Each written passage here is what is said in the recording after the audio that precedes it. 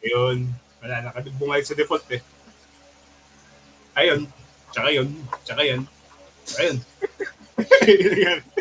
Nagbibigay lang ng thoughts si Yabaro tungkol sa Taragis eh. Ewan ko kung nabalitaan mo na fake lahat. Yun nga eh. Fake daw lahat eh.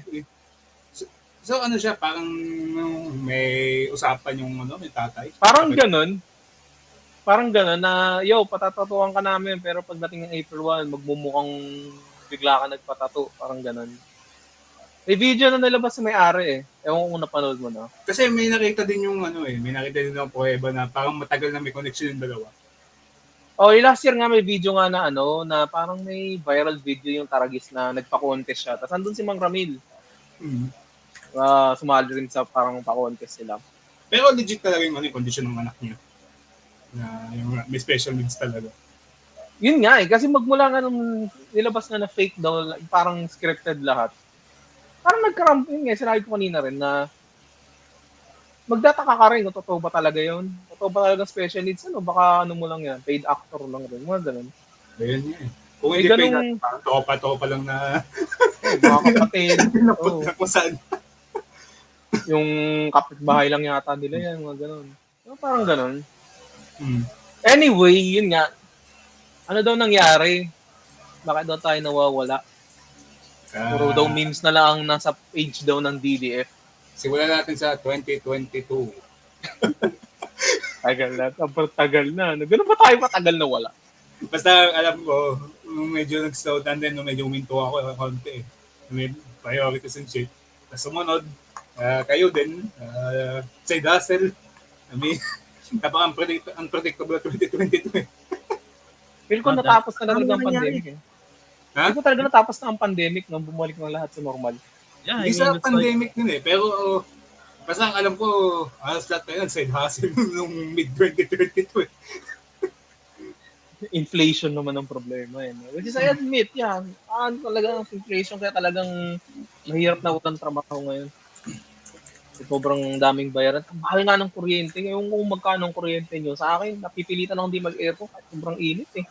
Hindi kami nag-aircon pero basta di more than 5 kung tama pagkakalam ko. Or hindi more than 6. Taas ng bill niyo, pre.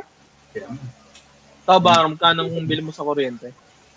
Ngayon? Well, 2.8 pa rin. Pero in-expect ko magiging 3,000 plus na yan pagdating ng bill ngayong buwan eh. Kasi buong araw ko na rin nakabukas ng aircon ko eh. Inverter ba yung aircon mo, di ba? Inverter naman, oo. Pero alam mo yun, mataas pa rin kuryente siya. Parang trip ko nga yung custom na exhaust pad bawat sulok ng bahay. Ano yun? Paano yung custom? Hindi, yung parang same logic na sa pagbubuo ng desktop pag naka-airflow. More on air na bill. Alam mo tayo tempo eh. Akala ko, ililiquid cool mo yung bahay mo. Kaya mas mahal yun. Mag-aircon ka na lang. Ganun. May mga pipe sa gilid ng sa gitna ng mga kwarto niyo. Alam ko sinubukan ni Linus yun eh. Para tas yung mismong tubig niya.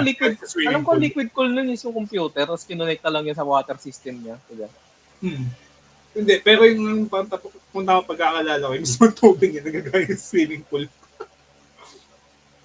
Ay nang di ko na maalala. I mean, or baka di ko pa napapanood yung video na yun. Tagal na rin nun, parang 2022 din. Search ko nga. Alam mo yung 2022? Yung nagbinondo tayo. Oo, with Kyle. Shoutout kay Kyle. Pero yun nga, napansin, parang ito, since na pag-usapan rin parang na-realize ko tapos na ang pandemic eh. Everything seems back to normal na eh. Wala na naka-face mask, wala na naka-face shield. May naka-face mask pa rin, pero ngayon at discretion na lang siya eh. Hindi na siya compulsory, hindi na siya mandatory. Although, siguro sa ako masasabing mandatory pag pupunta ka ng hospital, mga ganun. Oo, ganun. Yung mga siguro may ganun na lang naka-face mask yung mga may uso ngayon na sakit yung whooping cough ba yun? Ano ba yung barang tawag doon? Pneumonia ba yun? Hindi. Pertussis. Yung tawag. Pertussis. Actually, narinig ko una, kala ko tinnitus eh. Parang kala ko parang bagong tinnitus. Akala ko pertussis. That pertussis.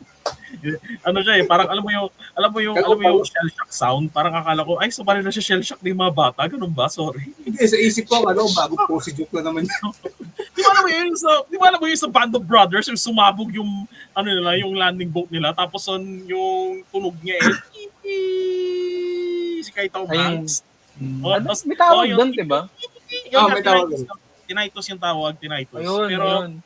Pero yun nga, parang inimagine ko to yung lahat ng mga bata tumitingin sa paligid nila, tapos yung mga bata bumabagsak na. Pag nakita na yung logo ng Zoom, mag-aagalong bigla. Ay, hindi na ako makapasok, puta, wait. No. Ano pala, no? Biglang flashback yung 2020 sa kanila. O nga pala, no? Pag nakita nila yung Zoom, magkaka-shell shock sila, magkaka-PTSD pala sila. Oh no! Not again! Fuck! Lupit. Nagpa-flashback. Hindi ko alam, damn. Hindi man. Kasi isip ko parang Saving Private Brian. Saving Private Brian. Wait, y'all gonna save me? Brian. From himself. Saving me from myself. And I. Feel ko talaga bumalik na talaga sa normal. Parang lumala eh. Ewan ko just for me. Like pagkatas ng pandemic, nag-inflation bigla eh. Ayun pa. Sa bagay, kasi dagdag din yung sunod na layoffs eh. Sa tech, ano? Well, to be fair, kung iisipin mo ngayon, parang kung medyo may future sight ka, may isip mo na, mag-mass layoff na. Kasi noong pandemic, diba, grabe ang online, anything online is like the shit. Diba, mga tulad nito, StreamYard, Zoom, kasi mga time tracker, kasi mga Slack. Kahit yung mga games noon, talagang putok din yan eh. Mga Roblox. Kasi lahat nasa online eh. So, parang nasa bahay lang lahat. Anong gagawin ng tao bukod sa manood ng TV saka mag-jabol? Maglalaro ng video games. Diba? Tsaka gun. Yun. Gooning sesh. No? Weekly gooning sesh. Alam mo yung taragis nagpag-gooning sesh na lang sila. Okay na sana eh. Alam mo yun? Goon Cave Reveal. Yun. Goon Cave. Gumawa na siya ng event sa Facebook. Group Gooning Sumoa. Mga ganun. Gooning at Moa. Sabay. Ay, hindi. Ganito na lang. Group Gooning sa Green Hills. Group Gooning at Green Hills. Sabay-sabay. Group Gooning at Tarakis Green Hills. Tapos yung Mitsukoshi BGC. Tapos yung caption sa baba, we won't stop coming. We won't stop coming, di ba? Alam mo, hindi ko gets. Parang uso yun. Napansin nyo ba sa Facebook? Uso na naman yung mga panggago na events. Nostalgia. Wala nung nag-trend ulit yung isang tukas sa Ace Hardware eh. Tapos ang dami na lang sumagot. Pero yung pinaka-paborito ko ngayon, pinag-aaway niya si Alden tsaka si Daniel Padilla. Ay, suntukan daw sa Green Hills. Suntukan sa Green Hills, sila Alden at sino yung kalaban nila? Kung si Tumbong, Daniel Padilla. Sige, pag-usapan natin. Sinong mananalo? Si Hammerman, no? Laban kay Gangster. Hindi, laban kay May Timit. Hammerman ako. Ano ba May Timit yung... May ano? May Timit yung ganda niya. Ano? May Timit. Ano yun? Yung basta pang commercial sa hotdog yun. Ang alam ko lang na commercial sa hotdog, si Aljor, hindi na daw siya baby. Kung medyo tagilid ka eh, sexually. Medyo baka mag-gooning sesh ka pag napanood mo yung commercial na yun, mag-gooning ka bigla. Group gooning sa parlor pag commercial na ni Aljor. Tigil lang salon. For a minute. We will never stop coming. We will never stop coming. God damn. I mean, yun talaga, napansin ko, parang nag-blast to the past ako, nakakita ko ulit yung mga events na to. Parang, okay. So, Pero Mike, meron pag isa pero ayaw sabihin eh. Para maka-cancel, mahirap na. Pero iba pa rin yung noon eh. Sabi ko na lang conspiracy siya. Na pag sinabi mo na, ayaw ba mo yung syrup? Oo, gusto. Kalimutan ko na yun. Oh my God. May involved ba yung UN? Yung Antichrist. Mai-involve ba yung UN? Ha? Kasi, Pero ito, nung tinitignan ko yung mga event ngayon dyan sa Facebook, parang wala yung charm eh. Hindi ka tulad noon. Lalo yung mga survey, di ba dati yung suntukan sa SR, yun yung nagpabuhay, yun yung nagpa-steamroll sa meme eh. Yung mga anong gagawin mo sa event, sinong kasuntukan mo, anong pa-premyo. Yung naging magic din doon, yung fact na naglabas ng actual na statement yung Ace Hardware. Nilegitimize nila yun. Legitimize nila. Tsaka siguro dagdag pa dun na siguro wala pang takot pag-post yung iba. Yeah, somewhat yun. Kasi may mga makikita ka dun, sinong... Pag medyo mas unhinged yung gagawin mo, call out ka na no? Cancel ka na nila. May mga pa diba nakalagay doon, sino ang anong pa-premyo sa suntukan, tapos may mga naka-survey doon nakalagay, sales lady ng Ace Hardware, mga ganun. Diba? Kasi yung recurring doon, yung mama mo eh. Laging mama mo. Yun yung nawawala. Nung nakita ko yung mga event na yan ngayon ulit ngayon, yun yung nahanap ko, meron ba mga ganun? Kasi lumalabas yung yung... Parang, wala na rin ako gumawa yung iba. Mga ganun. Siguro. Iba na rin ang meta siguro ng meme ngayon eh. Hindi na tulad ng dati Ngayon kasi medyo absurdist na kasi ang memes eh. Hindi ka tulad na medyo tongue-in-cheek pa. Siguro yun na lang, mga kabataan yun ang style. Siguro meron pa naman, pero sobrang tago nga lang. Okay, pera na lang yung mga dating active na page. Tulad ng yung Bulbolito ba yun? Bulbolito, di na rin masyado active eh, kung makikita mo. March pa yung last post nila eh. Pero yung mga similar din eh. Pero yung bilang na lang. Oo, bilang na lang talaga. Alam mo, karamihan sa mga group na mga Telegram or Discord, doon na sila naglilipa na ngayon eh. Diyan ang mga meme. Wala nang admin like parang crowdsource na lang talaga na posting eh. Hindi ka tulad ng dati na, may meta rin sa FB dati na yung mga tinatag mo yung mga page. Yung page mismo, yung pangalan, yun yung parang reaction mo. Okay, gets yung parang 2022 kung di nag-jackal yung isa, baka nanalo pa sila. Oo, yung mga ganon. Kwento mo sa tira ni Lebron, mga ganon. Mga ganong meme, may mga ganong pages. Parang pag dumami yung like, post sila para dumakas yung engagement nila. So baka talagang nag-iba lang ang sphere ng pagiging viral sa internet ngayon. That's how I see it. Isa pa yun. Siguro sabi na, isa pa yun. Sa factor din yun. Kasi ngayon din, out of desperation nagawa na lang ng issue yung mga ganun. Yung nagbarang sa terrorist. Oo. Yung isa pa yung nagtatago daw ngayon sa Davao. Narinig ko na yun. Ano? May nagtatago daw sa Davao. Nasa 6 feet deep na daw eh. Yung di ba may Hope County na daw sa Davao. I don't know. Damn. Sino ba? Resort na ba? Di pa naman resort, pero ewan kung alam niyo yung laro na Far Cry. Si Joseph Seed. Okay. May Kasi Filipino version tayo eh. Sa isip ko may discount na tayo, discount Epstein Island. Iba pa yun.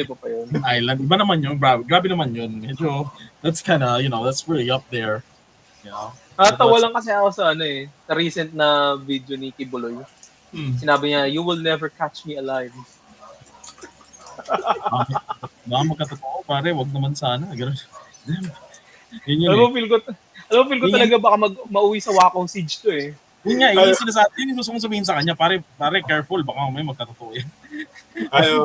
Sisigaw siya, Kibuloy lives in death. ano yung Brotherhood of Nod? Ganon? Damn. Yung Kate na Bisaya. Si Kane, no? Pucha, no? Kane lives! Brotherhood of Kibs. God damn. Teka, sipin mo, Kasi hindi nila nalalayo eh. Minus nga lang yung theatrics. Saka yung Tiberium. Bago tayo mapilitang tumakas sa Timor-Leste, no? mamaya mapilitan tayo magtago sa Timor-Leste nito dito sa usapang to Teka. Mas mag-golf tayo doon, no? Mas mag-golf tayo doon, tapos may drone shot din habang hinuhuli tayo ng Interpol. No? Tayong tatlo, makikita doon, DDF, no? Tatlong malalaki, no? Hihilain ng mga pulis. Tim Orleans. Para si DJ Khaled, no, nung ayaw niyang umapak sa sun dahil meron daw siyang Jordans. That's right. Ewan ko na panood yung video na yun. Tayo ganun din, bubuhatin tayo actually. I don't want the ground to touch. I don't want to touch the grass. I don't want the ground to touch my Givenchy leather shoes. Okay. May Yeezys eh. Yeezys na pala, no? Armani Yeezys. Very parang Philip Patek. Armani Yeezys, goddamn. Philip Patek. I don't even need.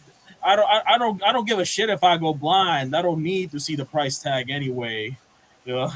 God damn. Balik tayo sa Taragis, sabi ko. Talaga, sayang talaga kung na-wrap up lang nila yan sa loob ng isang araw.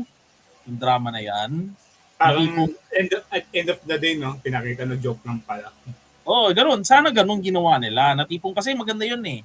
Kasi iniisip ko, di ba, nabasa ko kasi madaling araw lumabas yung yung post, right? Like sabihin natin 3 o'clock. Tapos noon, sabihin natin 2 to 3 hours lumipas mula sa post. Nag-post si Mang Ramil, hoy Mang Ramil, ako si Mang Ramil, meron akong sabihin natin 5 hours later, mga ganun. Ganun, di ba? Tapos syempre yung mga tao makikisimpat siya, like, grabe naman yung Taragis. Ano ba ginawa nila? Bigyan nyo ng pera to, ganyan. Siguro may mga magdo-donate, pero syempre konti pa lang kasi nga April 1 pa lang naman malay natin kung prank din ba yan. Tapos, pagdating na sabihin natin, alas 6 ng gabi, ganon, no? May lalabas sa video, kunwari apology video ni Taragis. Tapos yung pala kasama nila si Mang Ramil, no? April, di ba? Tapos mapapakita binura pala. Buburay ka, ganyan lang. April Fools, motherfuckers, gano'n, di ba? I think mas bagay kung gano'n eh. Within the day lang. Kasi April Fool's Day eh. Ako tema, di yun nangyari. I think ang ginawa talaga nila is sinagad nila yung virality. Kasi yun yung may news coverage na. May mga lawyer na nag-e-epal. Like, ginagawa na sila na mismo yung ginagawang content. Hindi na sila nanghihingi ng pansin eh. Pinapansin na talaga sila eh. Yun yung mali siguro, which is tama nga si Abaro. Dapat within the day na lang. Diba? You don't overreach. Tama. Diba? Sayang eh. Kung tiniming lang yan na maayos, na within the day lang, tapos. Kasi 11:59 PM on April 1 nila pinost, no? Para talagang sagad yung one day. Sige, sabihin natin gano'n. Yan, pagdating ng April Fools, motherfuckers. Yan, tapos yung pala, nawala na yung di ba, buburay yung Mang Ramil. Boom, Kino. Di ba? Salamat sa Absolute Cinema. It's Absolute Cinema. Di ba, salamat po. Hindi, ito. Kami po ay Absolute Cinema talaga. Nakikita ko agad. Ako yung may-ari ng Taragis, di ba? That guy, with the long hair. Tapos kasama si Mang Ramil. Kami po ay humihingi ng tawad sa mga taong naloko ng aming April Fools. Mang Ramil, take it away! Boom! Di ba? April Fools, bitches! Di ba? Bili kayo ng Taragis, takoyaki! Di ba? Fuck! Mas maganda kung ganun, after nila sabihin ng April Fools, sabay biglang may special promo sila or something. Special promo. Parang sa mga naloko. Talaga takoyaki shop sila? Takoyaki shop sila. Sa mga naloko na April Fools namin, sabihin ninyo sa stand Taragis, bibigyan namin kayo ng 10% discount. Di ba? Or shit like that. For the entire week after this. Good, ang lupit mo. That's marketing one. At paano napaisip ako na magpanibagong yung tipik patatuwa rin sa noo? Hindi, parang kangkong chips din na naging speaker bigla kasi yung mama lang yung small business. Si Josh Mojica, yung laging galit. Yung laging mataray, si Josh Mojica. Nakita niyo mga picture, lagi na kasi kala mo galit sa buhay. Parang ayaw niya sa ginagawa niya. By the way, natikman ko na yung kangkong chips original na yun. Kasi yun naman lagi kong businessman ko, lagi kong galit sa buhay mo. Not enough grind. Not enough grinder daw. Pero natikman ko na yun, yung kangkong chips na yun. Ewan ko kung natikman niya na yun. Ang alat. Naalata na Ewan ko kung natikman niya na, pero ako natikman ko yan eh. Natikman na ba ng yung ordinary na kasama chips? Oo.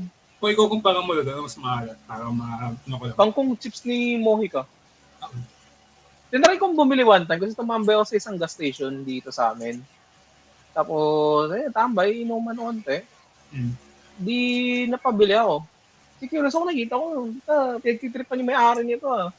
Lagi daw nasa Dubai na nakasimangot eh. Mukha daw halata eh. Di siyempre, bili ako. Nahulog ako ng marketing stunt niya. Baka ngumiti naman pag bumili ka. Oo, baka ganun. Okay, Ngitian ako kahit one time. Ito, kita nyo. Ano to? Pakto ng latiao. No? Ano siya, mga strips na gawa sa wheat gluten, tapos nang siniksikan nila ng spices at flavoring. Tapos nung na-absorb na yung flavoring, pagkain mo siya, pagka kinain mo siya, parang siyang chewy, pero hindi siya parang hindi siya parang jerky na talagang nguyain mo talaga. Parang tawag dito, parang medyo tinapay na in a way. Yeah, parang siyang may pagka-spongy siya, na parang tinapay. Sarap, para siyang lasang maanghang, na maalat-alat, na manamis-namis, na may manok. Parang na-visualize ko naman. Ano yung parang beef jerky? Parang isipin mo ganun, pero sobrang lambot. Parang ganun. Yes. Chewy siya na tinapay. Para siyang chewy, mas spongy na tinapay. No? Or spongy siya, pero may counting tigas na. Magbubukas na ako ng Ini-imagine ko anong mouthfeel niya eh. Ito, lalabas ko siya dito para makita natin sa camera. Siguro pinakamalapit, isipin mo medyo parang fresh fries na matigas na konti. Parang ganun. Tama ba, Mike? Tama. French Hindi naman siya matigas. fries na soggy. Hindi naman siya matigas actually. French fries pero may pagka-elastic na konti. Ganun. Yes, para siyang ganun, no? Teka. Naglalabas ako isa dito. Kasi kakadating lang nito mga package na to eh. No? Dapat pala naglabas na ako kanina. Dami to eh. Ayan, kita mo, dami nitong pack sa logo. Para ko I'm gonna just dig through. They come in all shapes and sizes. May flat. For nga talaga. Yan yung, parang gusto ko subukan yung ginagawa nila sa TikTok. Yung ilalagay yan sa noodles. Ay, yun, pwede. Kasi, siya, kaya ng, maalat siya in a way na, wala yung strips, seryoso. Or, nakuha ko lang talaga lahat ng mga, Yung strips. May strips. Yeah. Teka, bukas lang ako isa. Naging mukbang bigla yung palabas. Oh my God.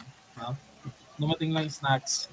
Pero yun, ito siya. So, I'm just gonna open this up, no? Tingnan yung laman niya, oh. Like a very spicy strip. Like that. Ngayon, actually, dito pa lang sa distansya nung amoy ko na yung amoy niya. Para siyang amoy sesame oil na merong manok. No?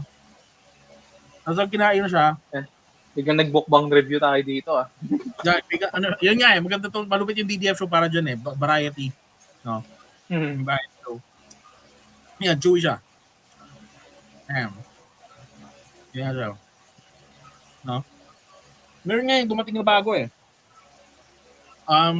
Ito, yung bakwa. Ito jerky talaga. Pork jerky. No? Chinese to jerky. Yeah, Chinese jerky talaga siya. Mura lang sa Shopee. Ay wow, kala mo sponsored, no? Kulang na lang yung leg na Kulang na lang yung leg. Kulang na lang yung link, yung affiliate link, no? Tapos ito tofu skin. Tofu skin naman to. Yun, balat ng tokwa. Nalala ko yung mga snacks sa Taiwan eh, parang ganyan din, similar. Nalala ko lang. Snacks. Nagkatuloy sila ng snacks, hindi ako masusupresa. Kasi, talaga sila? Magkapatid sila, you know? It's Chinese. From the same family tree, kumbaga. Yan, ito yung bakwa. Big ass strip. Pag sinasabi mong bako, naririnig ko bagwa eh. Ito talaga jerky. Matamis siya na parang matosino. No? Pero it also has that porky flavor. You know? That porky aftertaste. Na parang kumakain ka ng ham. It's like eating ham. Ano siya? Stained hands. I've heard. Yun lang. Sorry. Naabala ko yung show dahil sa Chinese shit. Pretty good. Nakakapakain ka ng mga spice food kahit Sobrang Oh my init god, yun. my asshole has been burning, man. I'm telling you. God Kaya palang damn. tagal sa CR. Yeah, my asshole's burning, man. I'm telling you, man. It's a rocket, you know. The fuck, man. Totoo bang mayroon bang 6 feet deep na taguan si Kibuloy doon sa Kingdom? I mean, meron siyang discount Garden of Eden eh. Ayun pa kaya. Discount Garden of Eden. Meron siya, Eh, no? pero mountain pa nga yun eh. Doon yata nag-bunses yun bago niya maisip na siya ang anak ng Diyos eh. yung parang sa Stage of the Cross, yung nasa garden si Jesus, yung parang ano nga yun, basta nakalimutan ko kung ano yung explanation doon eh. Kung si Jesus nagdadasal, siya nagbubun. Nagugun siya sa idea na, I'll get money, Ayun, followers. gooning in the garden. Gooning in the garden. Mooning in the garden! He's gooning the idea na I'll get money, followers, political power. Teka, anong garden nga ulit yun? Sige, tayo lang. Search ko nga. Pero lupit talaga na, no? Ano noon pa lang nasa radar ko na yan eh. Gago, sakto nga. Sakto nga. Sa Station of the Cross kasi, ang pangalan ng Agony in the Garden. O, sakto. Agony. Agoning. Agoning. Malam mo, tulad na yun talaga eh. Isang malaking April Fool's prank pala yung lahat. Lifetime psyops. Sobrang dedicated lang niya. Teka, yung Evil Forces ba yan? Kontrolado ba yung bangko na buong mundo? Hindi, ano siya? Ano lang talaga, lahat yon shit post of the century lang talaga. Pinakamalaking shit post of the century lang talaga. Ano siya eh, Kibuloy lives for the meme. You know?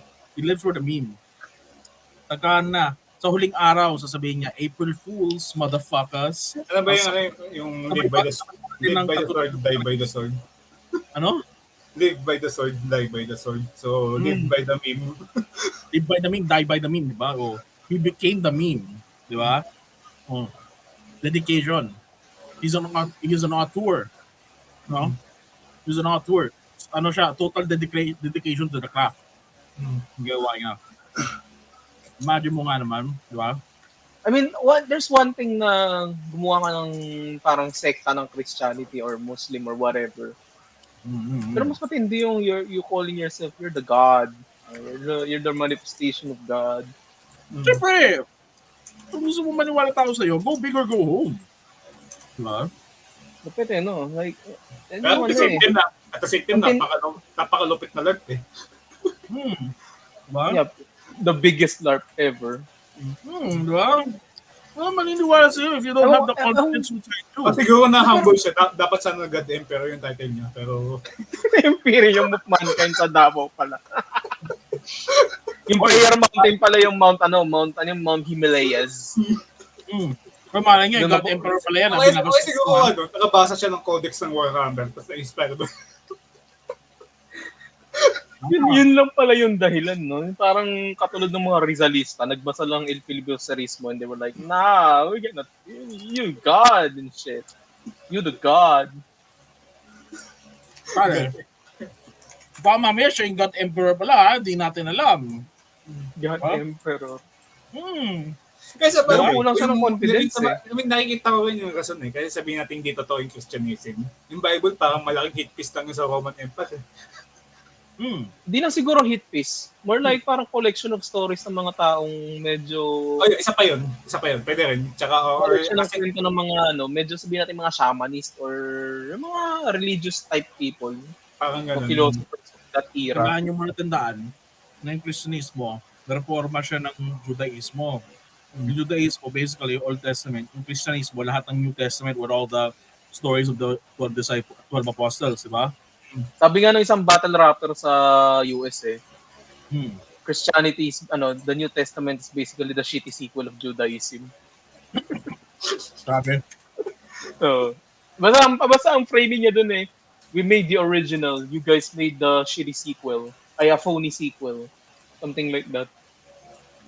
Sabi no wonder, parang gusto nila madiliin yung Armageddon. Pero yun yung mga constant lagi sa mga religion, yung mga ganyang klaseng, mga niche type religion, mga phenotype na. Like, everything revolves around the apocalypse. It's not about So, the love. bali yung DDF religion, ganun. Revolves of the Apocalypse din. Oh. Pag di kayo bumili ng merch namin, kung kahit wala tayong merch, Kung hindi pupunta kayo sa magkakaroon- dagat-dagat. Kung hindi magkakaroon ng second coming. Second coming The second coming of Christ.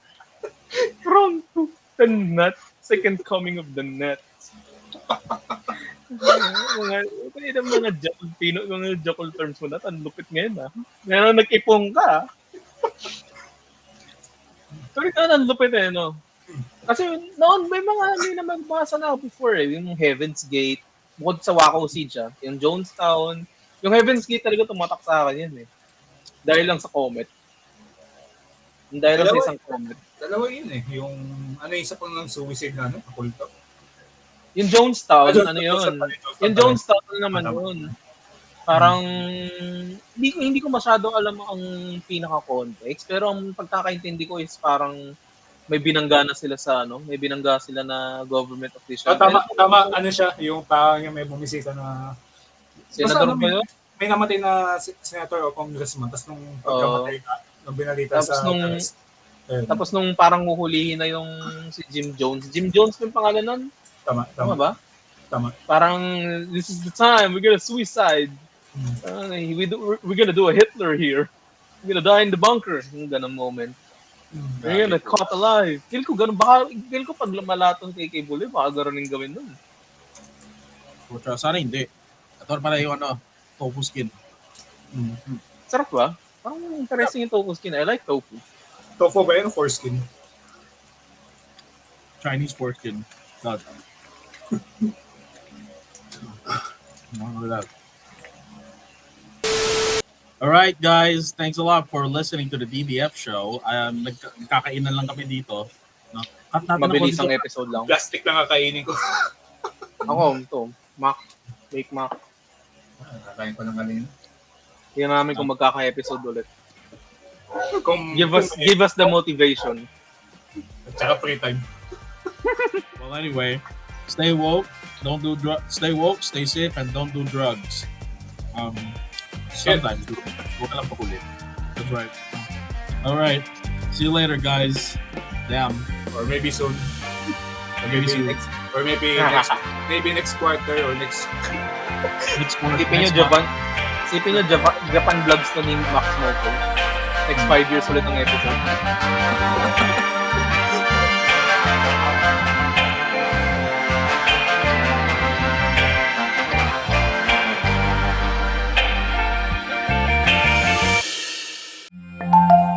Wala pa rin akong leeg. Welcome to the DDF show.